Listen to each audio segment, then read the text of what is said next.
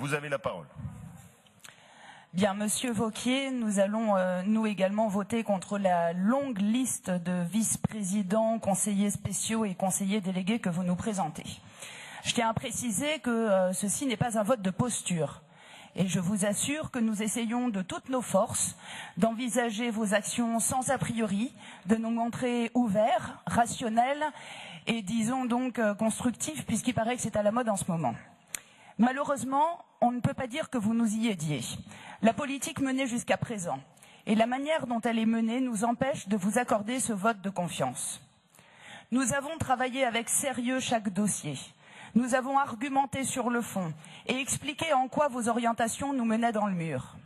Préférer les autoroutes au train, les canons à neige à la montagne des 4 saisons, la FNSEA aux paysans, les caméras à la présence humaine, préférer vos réseaux à l'intérêt général sont autant de partis pris idéologiques, Monsieur le Président, qui illustrent une conception dépassée de l'action publique et une utilisation erronée de l'argent public.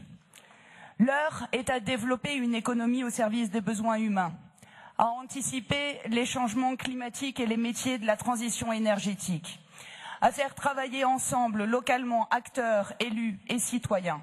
Vous faites tout le contraire. Au-delà de ces désaccords de fond, nous ne pouvons ignorer non plus la manière dont cette région est gérée. En premier lieu, l'hyper-présidentialisme de la Ve République semble avoir contaminé notre collectivité. On vote aujourd'hui pour un exécutif, mais il n'a échappé à personne qu'il n'y avait ici qu'un chef à la région.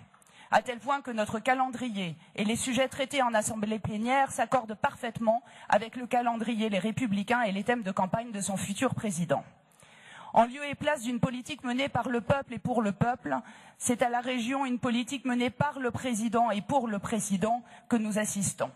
Et le destin de celui-ci étant national, on n'est pas à 2 ou 3 approximations près pour s'adresser au-delà de la région à l'ensemble des Français. C'est ainsi que nous devenons la seule région de France qui se targue de ne pas avoir augmenté l'impôt. Normal quand on sait qu'elle ne le prélève pas. Nous sommes probablement la seule aussi, et nous l'avons vu encore aujourd'hui, où le président se paye le luxe, sur 16 heures d'assemblée plénière, d'en passer au bas mot 2 à des discours de tribune.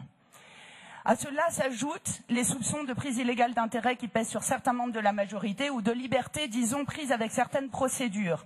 Ce sont les 500 000 € dépensés pour des places lors d'un tournoi de tennis ou les 400 000 € attribués à la société Work4 pour une plateforme sur Facebook qui sont toujours sans réponse. Près d'1 million d'euros d'argent régional qui n'ont pas été soumis à l'avis des conseillers régionaux. En conclusion, vous comprendrez qu'il est difficile pour nous de vous accorder notre confiance. Néanmoins, et toujours dans cet esprit constructif, nous souhaitons bon courage au nouvel exécutif. Merci Madame Morel-Darleux.